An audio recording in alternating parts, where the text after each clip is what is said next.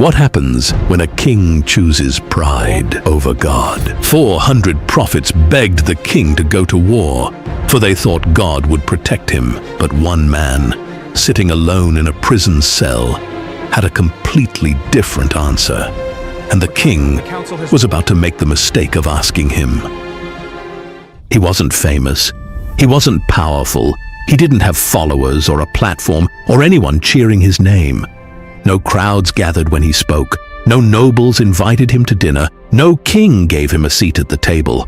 He was just one man, alone in a prison cell, waiting to be called before two kings who sat in royal robes on golden thrones, waiting to walk into a room already filled with 400 men who had given their answer, waiting to do the one thing that everyone around him was begging him not to do: tell the truth. And when they finally came for him, the messenger who walked him to the court leaned in close on the way. His voice dropped to a whisper. He said, "Look, every single prophet in there has already told the king he's going to win. Just say the same thing. Agree with them. Say what they want to hear. Walk out of there and go home."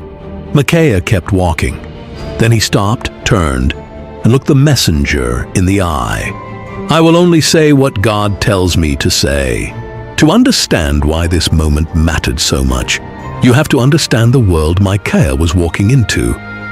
King Ahab of Israel had it all. A palace built from ivory and cedar. A powerful army. A kingdom that stretched across the northern territory of Israel. Ahab had married a woman named Jezebel.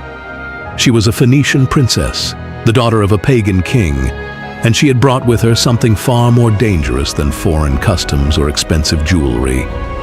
She brought her gods, the Baals, the altars, the priests of false religions who now had a home inside the king's own palace.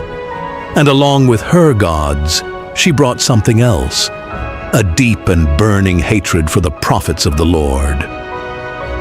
Under Jezebel's influence, the true prophets of God in Israel were not just ignored, they were hunted. Many were killed. The ones who survived did so by hiding. The king's court had been transformed. It was no longer a place where honest counsel was welcomed. It was no longer a place where a man could say, "This is wrong," without fearing what would happen next. It had become a place where only good news was allowed through the door. This is the world Micaiah lived in. This is the court he was about to walk into. The moment that set everything in motion began with a visit. Jehoshaphat, the king of Judah, the southern kingdom, had come to Samaria to see Ahab. The two kingdoms had been divided for years, but on this day, the two kings sat together in their royal robes at the threshing floor outside the city gates, surrounded by their officials and servants. The atmosphere was warm.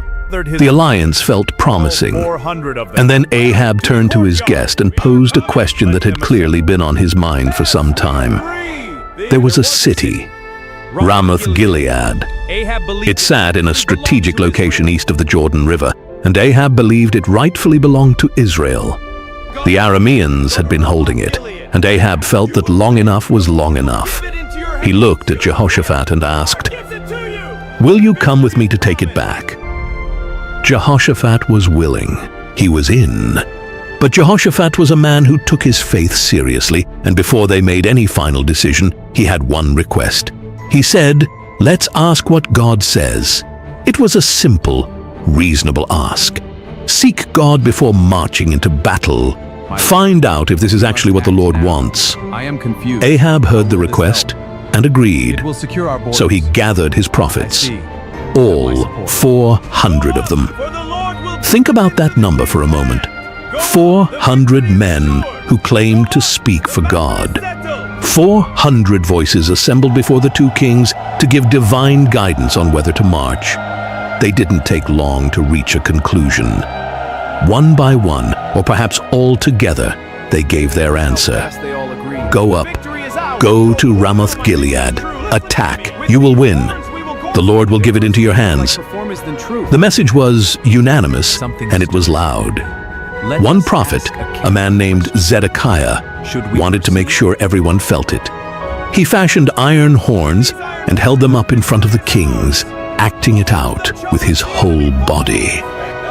He said, "With these, you will gore the Arameans until they are completely destroyed." The room was electric. There was theater and excitement and total confidence. You could feel the momentum building. 400 prophets, all in agreement, all performing the same conclusion with energy and certainty. To any outside observer, it would have seemed settled. But something wasn't sitting right with Jehoshaphat. He couldn't put his finger on exactly what it was. Maybe it was how fast they all agreed. Maybe it was how eager they seemed. He turned to Ahab and asked a careful question. He said, "Is there not another prophet of the Lord here? Someone else we could ask?" It was a polite question, a gentle one, but what it meant underneath was clear, and Ahab's face changed when he heard it. Because there was one more. One man who hadn't been included in the gathering. One voice that Ahab had deliberately left out of the room. A man named Micaiah, son of Imlah. I hate that man. I hate him because he never prophesies anything good about me. Every single time, it's bad news. Jehoshaphat looked at him and said simply, "Don't say that. Send for him." So they sent for Micaiah, and in a prison cell somewhere in Samaria, a man who had probably been locked away for saying the wrong thing to the wrong king, stood up, straightened himself, and began walking toward the most important moment of his life. The messenger found him quickly. There was no long search. Everyone knew where Micaiah was. He was exactly where the king had put him, in a cell, under guard, surviving on bread and water. When the messenger came, Micaiah got up. No hesitation, no dragging of feet. He simply stood and followed the messenger toward the city gates, toward the threshing floor, toward two kings in royal robes. He said, "Every prophet in that room has already spoken in the king's favor. Every single one. Go in there, say the same thing, and you can walk back out. It's that simple." Micaiah stopped, turned, and spoke with the calm of a man who had already counted the cost. "As the Lord lives, I will say only what the Lord tells me to say." And then he kept walking. When Micaiah arrived, the scene was extraordinary. Two kings on thrones, Ahab in his royal robes, Jehoshaphat beside him. Behind them, hundreds of officials. Ahab asked his question straight. Should we go to Ramoth-Gilead to fight or hold back? And Micaiah told him to go. He used almost the exact words the 400 had used. "Go up, attack. The Lord will give it into the king's hand." The room exhaled, but something was wrong, and that question revealed everything. Ahab already knew something was wrong. That's why he had kept Micaiah out of the room. That's why he hated him. Not because Micaiah was always wrong, because Micaiah was always right. "I saw all of Israel scattered on the mountains, like sheep with no shepherd. The Lord said, 'These people have no master. Let each one go home in peace.'" The room went cold. The king was going to die. The army would fall apart. This war was not a victory. It was a disaster walking toward them in broad daylight. But Micaiah wasn't finished. He described a vision of God seated on his throne, with the armies of heaven standing around him.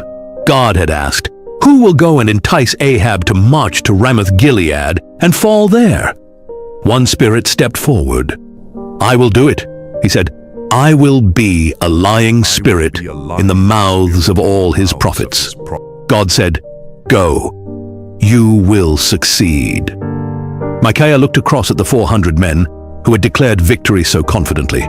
"The Lord has put a lying spirit in the mouths of all your prophets. The Lord has spoken disaster against you." 400 prophets, one spirit behind all of them. Every word they had spoken flowing from the same poisoned source, and not one of them had even known it. Zedekiah moved first. He walked up and struck Micaiah across the face, then demanded, "Which way did the Spirit of the Lord go when he left me to speak to you?"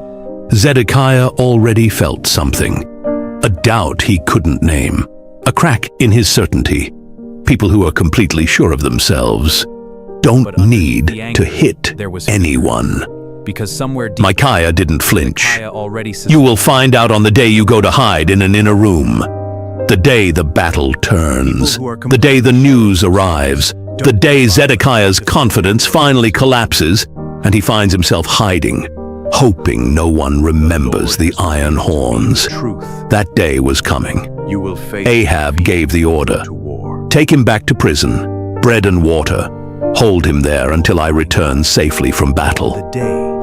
As they led Micaiah away, he turned one last time. "If you ever return safely, then the Lord has not spoken through me. Let all the people take note." And then they took him away. The two kings exchanged a glance. The 400 stood in their places, and Ahab made his decision. He was going to war. Ahab prepared for battle anyway, but Micaiah's warning followed him like a shadow. And for the first time, the king was afraid. So Ahab made a plan. If the enemy could not recognize the king, maybe death could not find him either. Jehoshaphat was told to wear the royal robes instead. The Aramean commanders had received only one order: find the king of Israel, kill the king. Then the battle exploded, and the moment they saw the royal robes, the enemy charged. Jehoshaphat cried out in terror, and suddenly the Arameans realized they had the wrong man. Ahab watched it happen and felt relief. He thought his disguise had worked, thought he had escaped prophecy. Then, somewhere in the chaos, one soldier pulled back his bow and released the arrow. The arrow flew blindly through the battlefield and found the only opening in Ahab's armor. The king of Israel collapsed inside his chariot. Blood filled the armor he trusted, and Ahab began to die. By evening, the king was dead, and the army scattered in fear. Exactly as Micaiah had said, every word came true. The king fell, and Israel went home without a shepherd. We never learn what happened to Micaiah afterward. No celebration, no apology, only truth. Micaiah could have agreed with the crowd, could have spoken comfortable lies, but instead, he chose truth. God did not need 400 voices. He needed one man willing to stand alone. And that one voice changed everything.